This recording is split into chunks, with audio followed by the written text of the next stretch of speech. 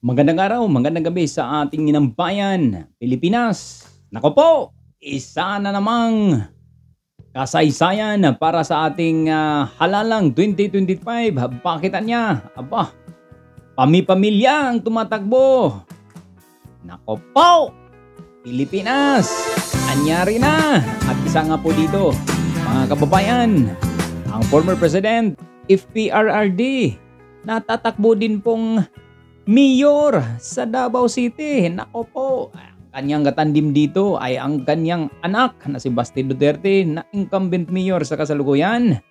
Bababa ito at samahan ang kanyang ama pagka mayor diyan po sa Davao City. Pakinggan natin ang ulat. Bandang alas 4 ng hapon ng pagkaguluhan si dating Pangulong Rodrigo Duterte nang dumating sa opisina ng COMELEC sa Davao City. Kasama niya ang partner na si Hanlet Avancenia para maghain ng Certificate of Candidacy sa pagkamayor. Nitong Sabado lang, nang i-anunsyo ni Duterte ang planong bumalik sa pagiging alkalde ng lungsod. Sabi ni Digong nitong weekend, tatakbo siya bilang tugon sa panawagan ng mga Davaoenyo. Ang kanyang vice mayor, ang anak niyang si incumbent mayor Baste Duterte. Naghain na rin si Mayor Baste ng kanyang COC kanina para sa pagka-vice alkalde. Actually, over the past 2 days, nagama kayo mga changes but only final yun ang mga naisip na ito. Asa tanaw na mo mayo, komportable ra. So, boto na lang itong pastoryawan. Ana na lang. So, nalipay na po ko nga kuhan.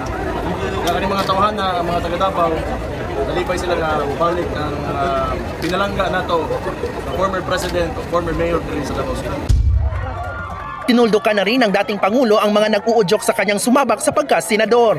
Yan ay kahit sa pinakabagong SWS survey noong Setyembre, nasa ika-4 hanggang ika-5 pwesto si Duterte. You think that I can carry a national campaign at my age? Or you want me to die? Magkukulaps lang ako niyan. I think that at my age, 73, mukhang hindi ko na kaya. Let us be realistic about it. Tulad ng dati, may babala si Duterte laban sa mga sangkot sa iligal na droga at sindikato.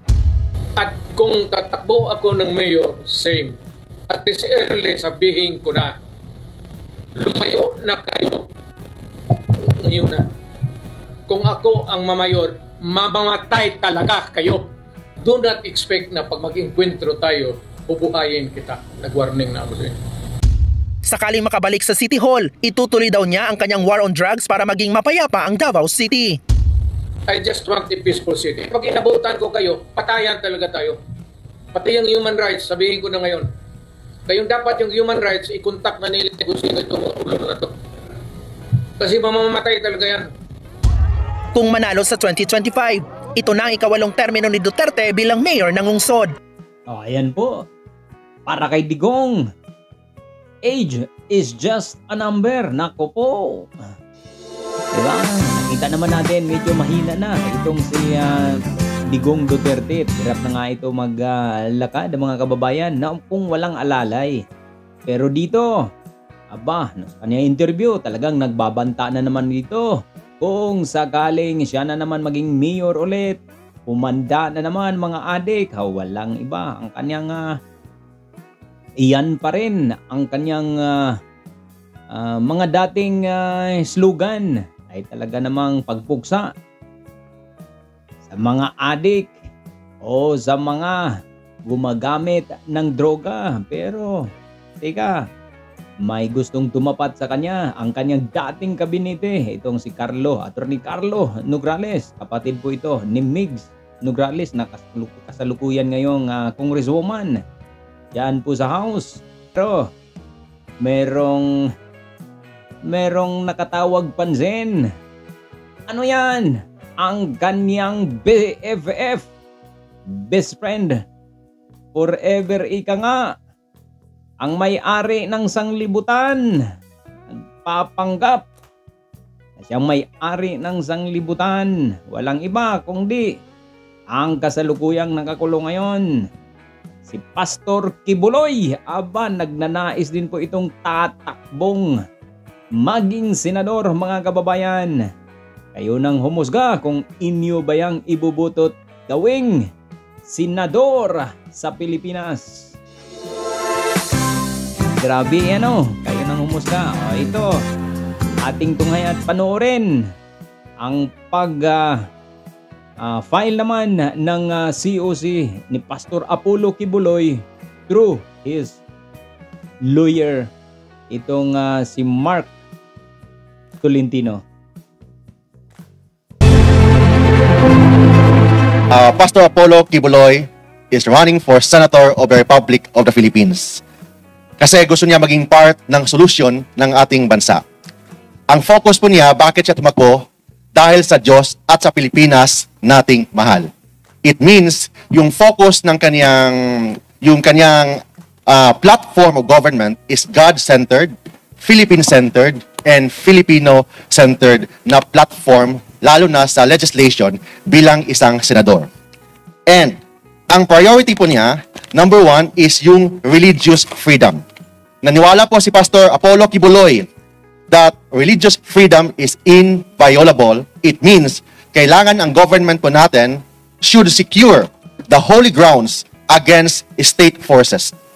Second, kailangan protektahan ang mga mahihirap, mga poor, particularly sa health, free medicine, fast medical services. Pastor Kibuloy will be the senator sa mga mahihirap, senator sa mga ordinaryong mga Pilipino, senador sa mga manggagawa. Madaling lapitan, willing makinig sa lahat ng problema ng taong bayan. And third, he will focus on education. He wants a massive quality education and zero corruption. Makita naman natin, exhibit number 1 is the KOJC. Kung ano po yung ginawa ni Pastor Kibuloy sa KOJC, yung kingdom, yung sa Tamayong, and sa lahat sa buong mundo, yun ang gagawin po niya sa buong Pilipinas bilang isang senador. Of course, he will give voices to the IP, OFW, tourism, and transport group. Yung tagapagsalita ka ba?